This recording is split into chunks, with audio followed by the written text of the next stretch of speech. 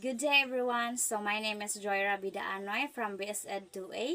So today I will discuss to you the story of Joseph and the story of Ruth. So this story is found in Hebrew literature. So first, let's delve into the story of Joseph. So the story of Joseph is found in the Bible. So found in the Bible in the Genesis verse 37 to 50. So Joseph was the most loved son of his father named Israel by giving the famous robe of many colors on his 17th birthday. So when Joseph reported having a dreams on his brothers and even the stars and moon bowing before him, their jealousy of Joseph grew into an action. So one day his three brothers, Reuben, Levi, and Simon, planned to kill Joseph, but instead of kill of Joseph, they slave into the slavery to a traveling caravan of Ismaelites who took him to Egypt and sold him to Potiphar, the Pharaoh's guard. So in Egypt, Joseph was working faithfully to Potiphar, but he falsely accused by the Potiphar's wife, and Joseph threw into a prison. So one day, Pharaoh was having a nightmare. He dreamed about the seven tambok ng mga baka, and followed by the seven niwa ng mga baka. So he curious about his meaning of his dream. So that's why he called the mananagnaay to interpret his dream. So wala bisan isa nakakuan sa unsay meaning sa iyang dream. So si Joseph is naman siya ability to interpret dreams become known. So that's why he called Joseph to interpret his troubling dreams. So Joseph is explained to him that the seven nga mga tambok nga baka, it means that 7 years of abundance followed by the 7 years of famine. So when we say famine is kalisud.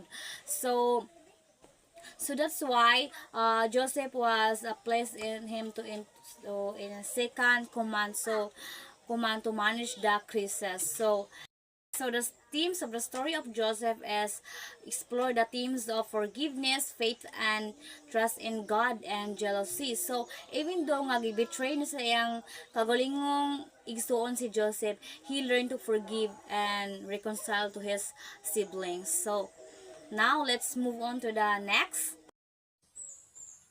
So now let's delve into the story of Ruth. So the book of Ruth doesn't specifically name its author. In tradition, the book of Ruth was written by the prophet Samuel. So now let's delve into the summary. So the story of Ruth takes place during the time of Judge in Israel. So Naomi, an Israelite, she moves with her family to Moab due to famine. So, when we say famine, it's like a pobrehon or wala na sila makaon. So, that's why si Naomi is nag-move siya sa Moab due to the famine. So, after the death of her husband, Elimelech, and of her sons, Naomi's returned to Bethlehem after the famine. So, si Naomi is giuli siya sa Bethlehem after the famine. So she are going her daughters-in-law to stay in Moab. So si Ruth is one of the daughters-in-law refused to leave Naomi, and she stay his vow her.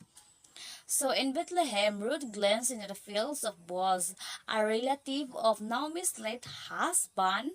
So si Boaz assured Ruth kindness, and following Naomi's advice, si Ruth seek Boaz's help to marry her. So si Ruth is iyang gi-follow ang advice ni Ruth nga magpakasal sila kay Boaz. So that's why si Boaz is agree, but first ensure that closer relative has the opportunity to marry Ruth. So after the closer relative this line, so si Boaz is marry Ruth. So they have a son, Obed, and who become the grandfather of King David, and making Ruth as an ancestor of Jesus. So the story is explore the loyalty and faithfulness, kindness and integrity and family and legacy. So si Ruth is unwavering his loyalty to Naomi and her decision to stay with her mother-in-law, even though it means leaving her own people. Is the key them.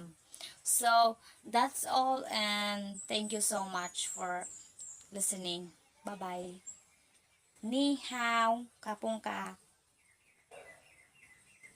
Ay,